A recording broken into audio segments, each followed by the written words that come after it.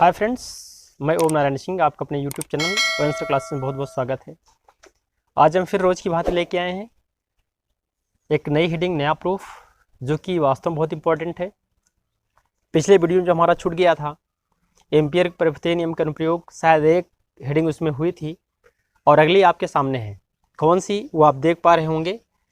धारावाही toroid अर्थात शिरा विहीन, जिसमें सिरा ना हो, परिनालिका के कारण चुंबकीय क्षेत्र।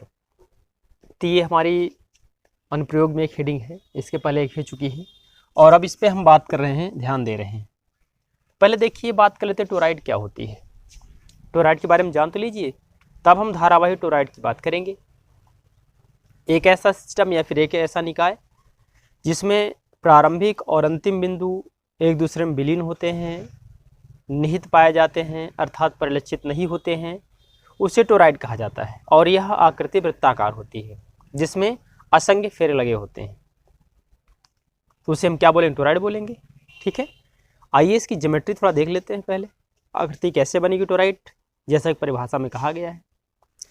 तो हमारे पास ये एक सर्किल है, ठीक, मान लीजिएगा ये थोड़ा मोटा हमने कर दिया, बीच में भी कई इसमें हमने स्टेप बना दिए कुछ इस तरह से, बिल्कुल हो गया। सेंटर हो गया, ओ कह दिया, बात क्लियर। ये मिड पॉइंट हो गया, यहाँ से यहाँ का गैप हमने ए कह दिया। इस पॉइंट का भी नाम हमने पी दे दिया, क्या दिक्कत है, ये दे दिया। करंट सप्लाई भी हमने दे दिया, आई हो गया। बस फाइनल हो गया, बचा ही क्या अब हमारे पास। अब इसमें फेरे लगाने हैं, तो लगा दीजिए इसे।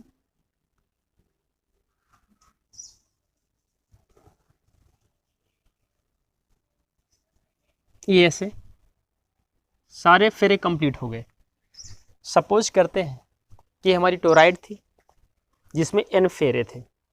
असंख्य की गिनती तो नहीं गिन पाएंगे, इन्फिनिटी हो जाएगा, निकालना भी संभव नहीं होगा। n फेरे यहाँ ले लिए, तो इन सारे मानों को दिखाएंगे, तो लिखेंगे। तो दिखाइए टोराइड के बारे में। टोराइड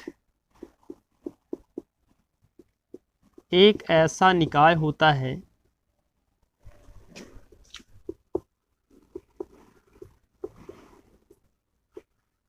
जिसका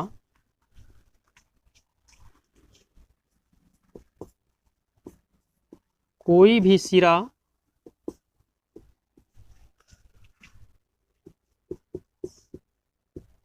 परिलक्षित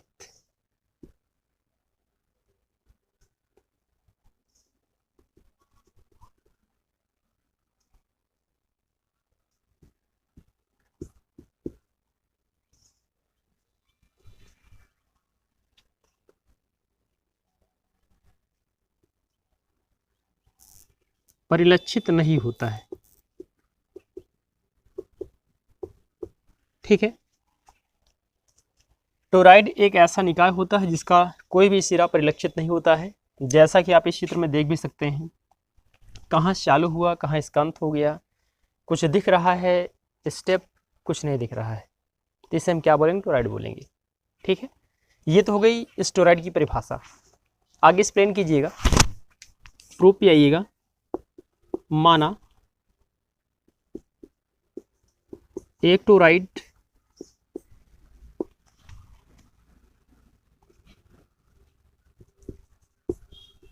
जिसकी त्रिज्या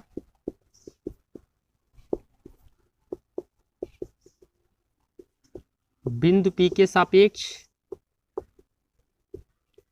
स्मॉल ए है।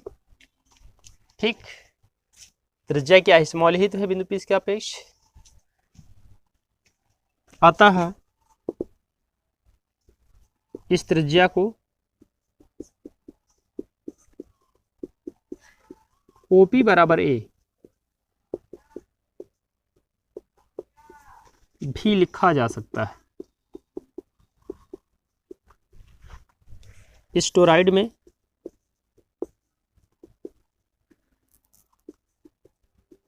स्मॉल n फेरे हैं।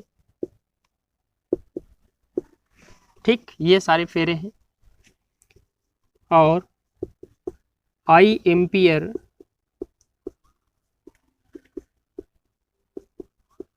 की धारा बह रही है। ठीक, बातें ऐसी हुई, समझ चुके होंगे फिलहाल। बहुत ही आसान है, थोड़ा समझने की बात है बस। जो वहाँ था वही हमने लिख दिया। आगे अतः एम्पियर के परिपथीय नियमानुसार या नियम के अनुसार क्या होता formula, solid integral vector B dot D vector बराबर म्यू जीरो आई। ठीक, mu zero I singular form के लिए है, एक के लिए है। हम क्या करेंगे, समीकरण नंबर कैपिटल ए मान के छोड़ देंगे, हल करके बाद मिला के यहाँ रखेंगे। पहले इसका ये पद ले लेते हैं, because solid integral vector B dot B D vector बराबर क्या होता है, B D L cos theta. चूंकि थीटा बराबर क्या 0 रखेंगे तो बनेगा बी डी एल कॉस 0 की वैल्यू 1 रख लें, इच्छा आपकी है।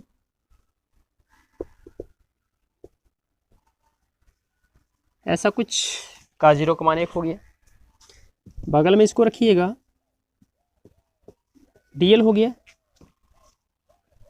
अब एक पूरी परिधि के लिए फार्मूला जानते हैं, वृत्त की परिधि क्या होता है 2 पाई आर, जहाँ क्या होती है त्रिज्या होती है, यहाँ पर त्रिज्या क्या स्मॉल है, तो विकास लिख दें।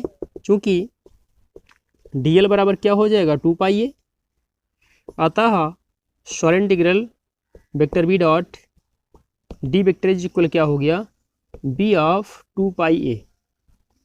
ये रहा बाया पक्ष, हमने इसके स्थान पे ये वैल्यू ला के रख दिया। बात कंप्लीट। थोड़ा इस पे भी हमको बात करना है आपसे, ठीक है। आप लिख चुके होंगे, वैसे समझने की बात है, समझते भी चलिएगा, लिखते भी चलिएगा। हालांकि बहुत आसान था, ऊपर का 1-2 लाइन हम रफ करेंगे, बाकी उसके बाद ही हो जाएगा, ठीक है। ना लिखे हों तो फास्ट आप नोट कर लें, ताकि 2 लाइन में हो भी जाए अच्छे से, कोई समस्या ना आए। तो देखते हैं, इसको आगे बढ़ाते हैं। ये मानेंगे कि यहाँ पर n फेरे हैं, तो करंट सप्लाई जो हो रहा है वो भी n फेरों में होगा, ना कि सिर्फ 1 फेरे में होगा। तो उसको भी हम लेके चलेंगे, दिखाएंगे, समझाएंगे और बताएंगे भी आपको। यहाँ लिख दीजिएगा, क्योंकि वहाँ के बाद यहाँ आएंगे, धारा प्रवाह संपूर्ण परिपथ में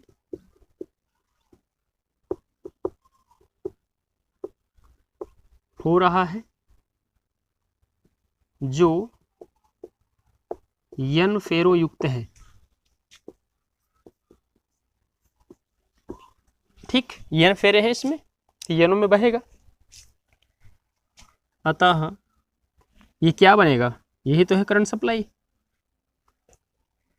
अतः म्यू जीरो आई को संपूर्ण परिधि के लिए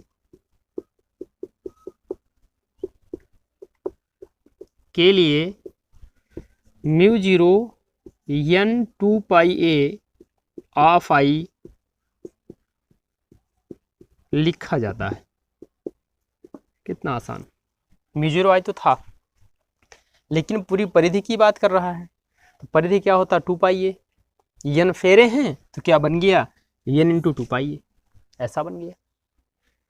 अब आप क्या करें, इसकी वैल्यू अर्थात इसके स्थान पर ये रखेंगे और इसके स्थान पर आप ये रखेंगे।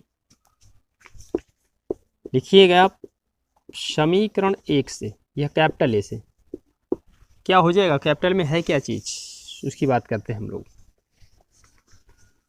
देखते हैं कैपिटल में क्या है। लेफ्ट हैंड साइड की वैल्यू ये है, b इंटू 2 पाई ए बराबर mu zero into n 2 pi A of I, ठीक है ना। म्यू जीरो हो गया, n को हमने बाहर कर दिया, 2 पाई ए इंटू आई, 2 पाई ए से 2 पाई ए कैंसल, ठीक। बचा क्या, b बराबर म्यू जीरो एन आई, इतना टेस्ला। बस हो गया, प्रूव्ड हो गया।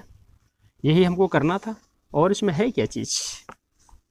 तो अगर एम्पेयर के प्रपथी नियम का अनुप्रयोग आएगा, पहला इसके पहले वीडियो में तो हमने आपको दिखा दिया है, बता दिया है, बहुत इंपॉर्टेंट ये हेडिंग आपकी। इसके बाद एक सेकंड आया है, कौन सा, धारावाही टोराइड या शिराविहीन परिनालिका के कारण चुंबकीय क्षेत्र, अर्थात उस परिनालिका में जिसमें सिरा हो ही ना, चुंबकीय क्षेत्र का मान क्या होगा, उसको आप इस फार्मूले से निकालेंगे। बात कंप्लीट, ठीक है। तो आप इसे फास्ट नोट करें, हम आगे की ओर चल रहे हैं। फिर एक इम्पोर्टेंट हेडिंग हमारे सामने है, कौन सा, लॉरेंज बल। गौर कीजिएगा इस पे, लॉरेंज बल, ठीक, या फिर इस नाम से आएगा, एक समान चुंबकीय क्षेत्र में गतिमान आवेश पर बल, इस नाम से आए या फिर लॉरेंज बल नाम से आए, तो आप वही लिखेंगे जो आपके सामने है। परिभाषा कैसे, जब कोई आवेशित कण किसी चुंबकीय क्षेत्र में गति करता है या गतिमान होता है, तो कण पर एक बल कार्य करता है, इस बल को ही लॉरेंज बल कहा जाता है, ठीक है। जब कोई आवेशित कण चुंबकीय क्षेत्र में गतिमान होता है या किसी चुंबकीय क्षेत्र में गत्यावस्था में होता है, तो उस कण पर एक बल कार्य करता है, इसे ही लॉरेंज बल कहा जाता है। किसे, जो बल काम करता है। बात क्लियर हो गया, पहले लिख लेते हैं, इसके बाद समझिएगा।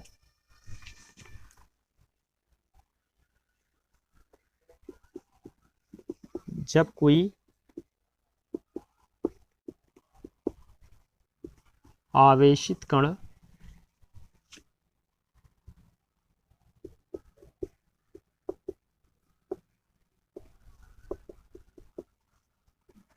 किसी चुंबकीय क्षेत्र में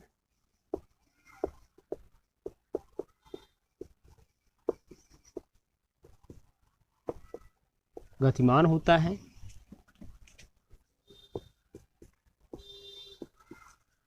तो उस कण पर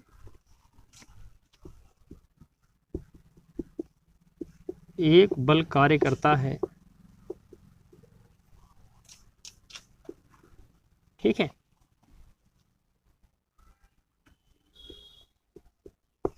इस बल को ही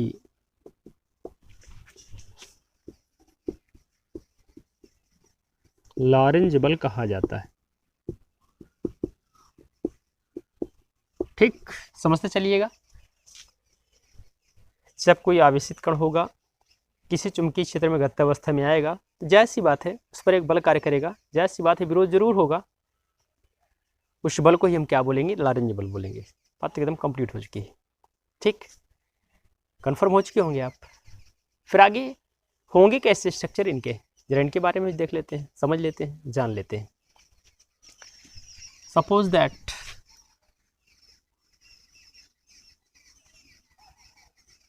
ऐसा कुछ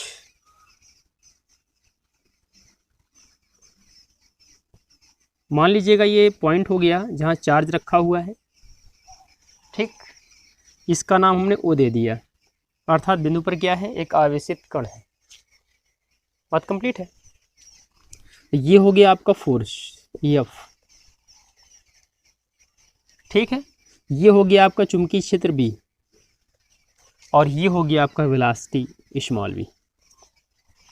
स्ट्रक्चर सामने है, पॉइंट ओ पर एक चार्ज है जो कि आवेशित है, बात कंप्लीट है, और जो बल आरोपित हो रहा है वो चुंबकीय क्षेत्र के क्या है, अभिलंबवत है। देखिए ना आप, 90 अंश बना रहा है, कंप्लीट है, और चुंबकीय क्षेत्र जो है वो वेग के अभिलंबवत है, ये भी तो 90 अंश आपको दिख रहा होगा, ये देखिए ना आप, ठीक। तो ये बात यहाँ दर्शा भी सकते हैं आप, उसके बाद फार्मूला यूज कर सकते हैं। लिखेंगे आप संलग्न चित्र से स्पष्ट है कि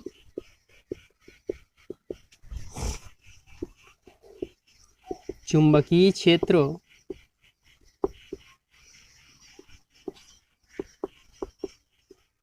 आपतित होने वाले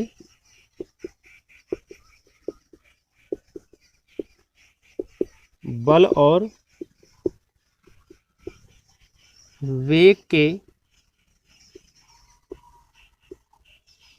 अभिलंबवत पाया जाता है। बस हो गया। ठीक, जो बिंदु O पर आवेशित कण स्मॉल q के संदर्भ में है। ठीक, अतः ये भी कल्पना कीजिएगा कि ऊर्ध्व के साथ कुछ कोण बना रहा है, अभिलंबवत तो है, इनके घटक तो यहाँ दिखा देंगे आप। अतः थीटा कोण की उपस्थिति में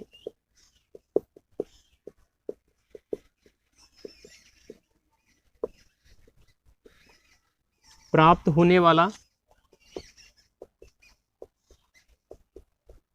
बल या लॉरेंज बल F is equal QEB sin theta.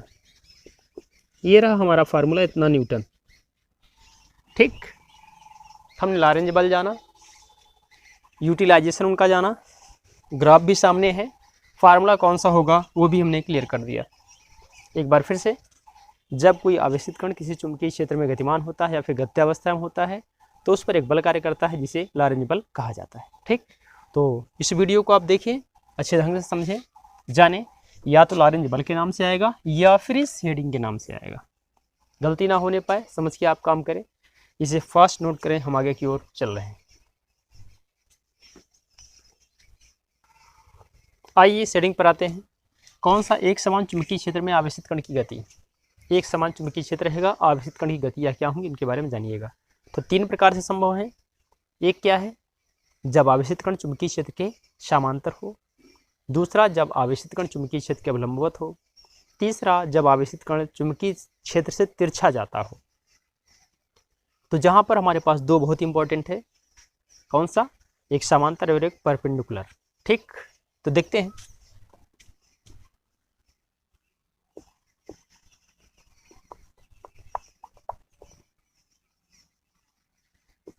आवेशित कण की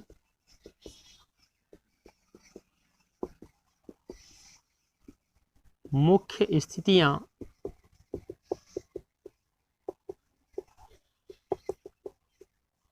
निम्न है। नंबर 1, जब आवेशित कण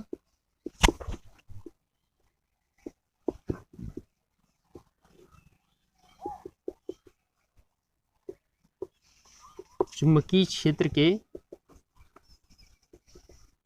समांतर है। ठीक है, तो क्या होगा, इस स्थिति में थीटा बराबर क्या होगा, 0 अंश, पैरेलल, समांतर, एक के ऊपर एक। अतः आपतित बल F is equal QEB sin 0। sin 0 का मान 0 होता है, अर्थात total 0, that is F is equal 0। Force क्या होगा, न्यूट्रल हो गया। तो अगर F 0 तो V 0, क्यों, F प्रोपोर्शनल V हो गया। बात क्लियर है। अब इसी में नंबर 2, जब आवेशित कण चुंबकीय क्षेत्र के परपेंडिकुलर, ठीक, अभिलंबवत, उसका सिंबल है। तो डायग्राम में देख लें आप, सेंटर हो गया, मान लीजिएगा चार्जेबल पॉइंट्स, पूरा सर्किल चार्जेबल है, ये पॉइंट हो गया, यहाँ से अभिलंबवत हो गया, कहीं भी आप आइए अभिलंबवत, ऐसा करके इधर क्या पूरा फोर्स है EF। बात क्लियर, सर्किल हो गया। इस पॉइंट पर देखिए आप, चाहे आप इस पॉइंट पर देखिए या फिर आप इस पॉइंट पर देखिए, कहीं भी देखिए अभिलंब तो आप 90 अंश पाएंगे। तो इसमें क्या होगा, थीटा 90 अंश होगा। लिखेंगे आप, इस स्थिति में थीटा बराबर 90 अंश हो तो F इज इक्वल क्या होगा, QVB sin 90, sin 90 का मान 1, मतलब QVB, ऐसा। बिकॉज अभी केंद्र बल जो सेंटर पर लगेगा यहाँ लगेगा,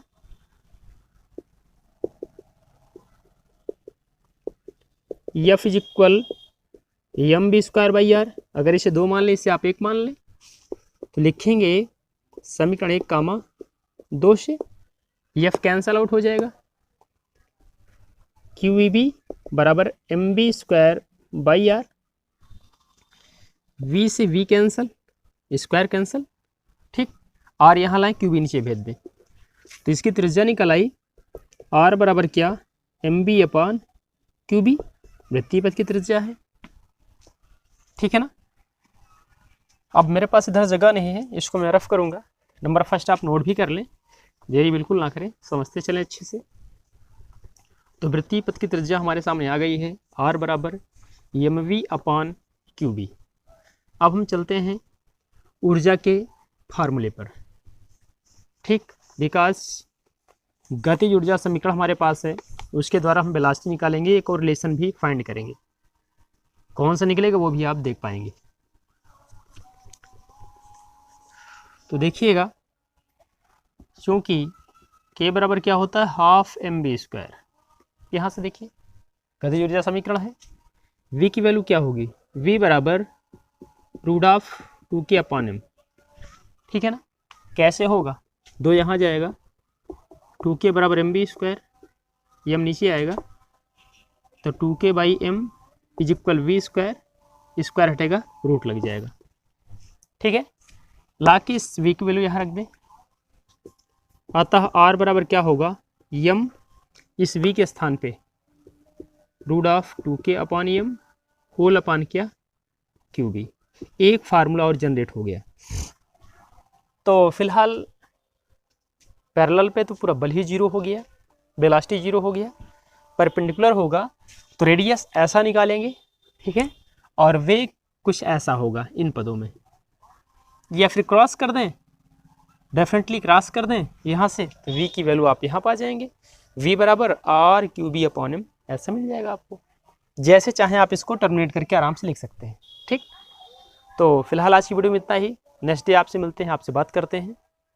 अगला जो दिन होगा इस चैप्टर का लास्ट होगा थ्योरी और प्रूफ के बेस पे, उसके बाद चलेंगे हम न्यूमेरिकल पे। और आप अच्छे से तैयारी करें, अच्छे से देखें, संभवतः बहुत जल्द ही ये पूरा चैप्टर फाइनल हो जाएगा, ठीक है। तो बेहतर लगे तो अपने दोस्तों के साथ शेयर करना बिल्कुल ना भूलें। Thank you so much.